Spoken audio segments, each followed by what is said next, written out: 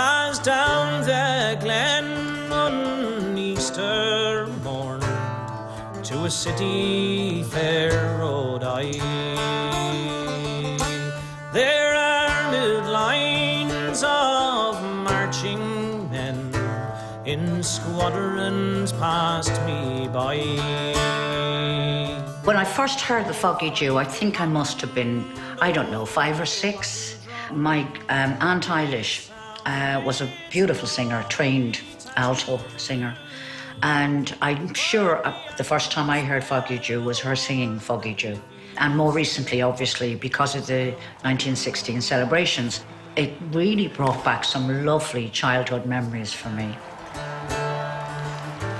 Oh, proudly high over Dublin sky, they hung out the flag of war. In this centenary of commemorations, I think it's important to look to the past for sure, and the song has captured the hearts and the imagination of the Irish public. It was better to die beneath the Irish sky than in Silver or Sudelbar.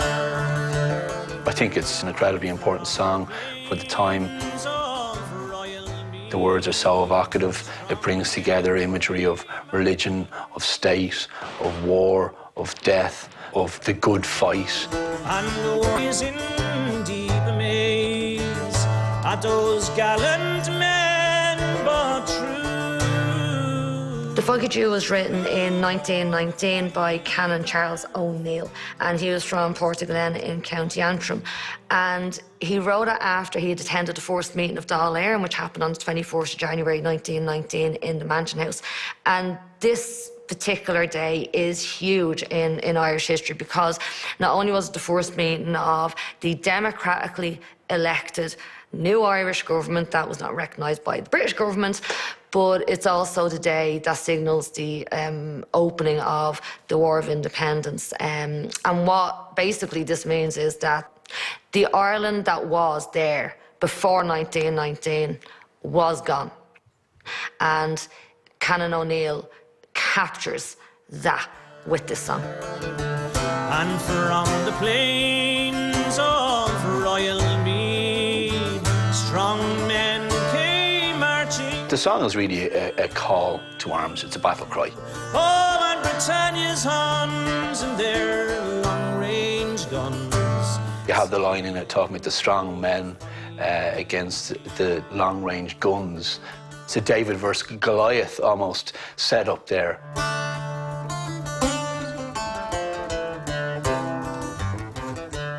I first heard of the Foggy Jew in primary school at NSCBS, probably around 1966, which coincided with the 50th anniversary of the 1916 Rising.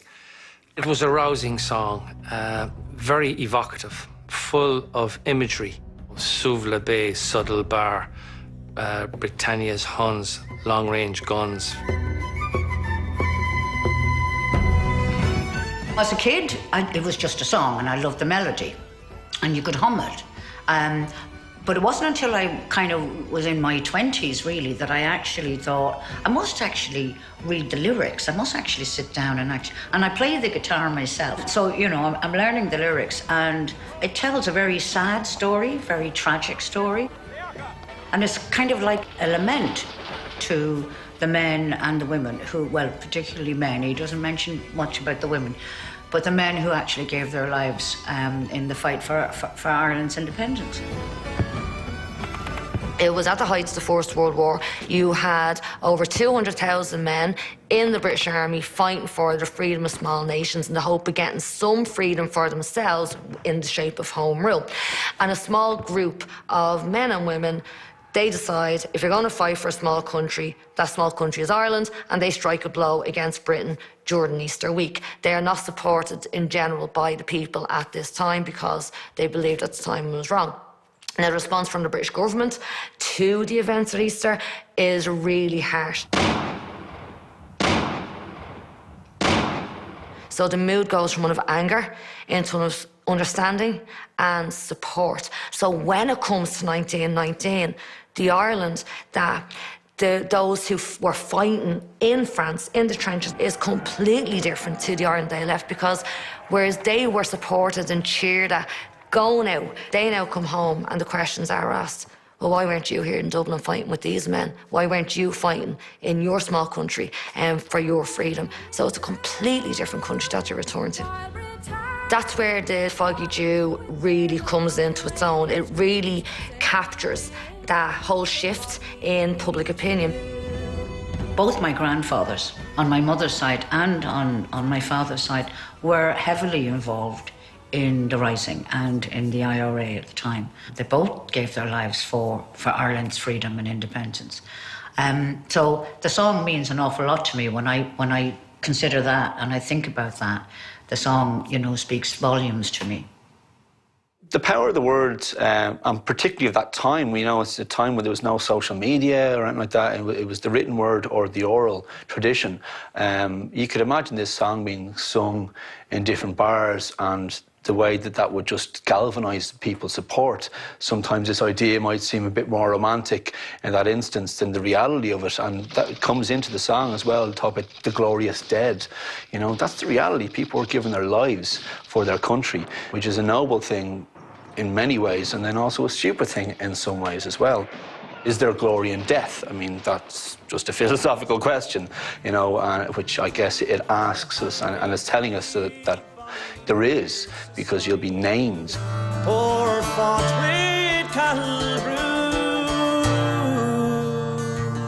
their names we would keep where men all sleep under the shroud of the Foggy Jew. Propaganda is a weapon, and things like songs and poems, they are powerful because they're getting a story or a message across in a very short space of time. Your hills and dales and flowery vales that lie near the Moorlock shore. The original melody, it was a song called Moorlock Shore. And that was written in 1880 or something like that. So obviously the melody was taken from the Moorlock Shore and Foggy Jew was added to it. Far away from the Moorlock Shore. It's a nice way of capturing your old audience that knew it, but also then getting a new audience. But your story is very, very different. But if something is familiar to you, you will listen to it if you like it, but then you listen to the lyrics and it's a completely different thing they're telling you about. And when the morning broke out, the war flag it shook out its folds in the foggy. When I hear that song, it touches my DNA. It scrambles it. I'm put into a timeless zone. And it conjures up so many images. That's why I was attracted to it as a title for the exhibition I did in 2016. And geographically, the exhibition referenced the Parnell Monument to College Green, with the RHA on Abbey Street at one side and the GPO on the other. Hanging over us when we went into the space were what I call the ever-present dead. And that idea that we are never here in this moment of time, we are always carrying the burden of our past, and that was part of the reason why I chose the Foggy Jew as the title for my exhibition at the RHA Gallery in 2016.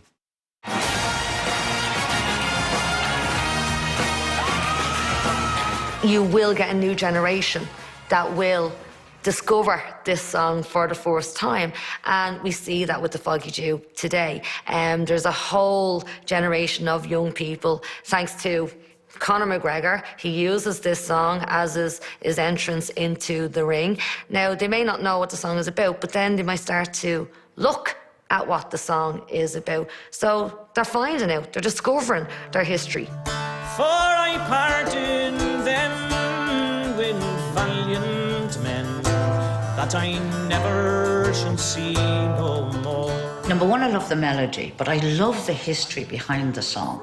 And I love the story within the song. And I love the fact that it is an acknowledgement huge acknowledgement to the men who gave their lives for our independence. Oh, gallant dead. It ticks all the boxes for me. And the longevity, here we are again singing the Foggy Dew. Oh,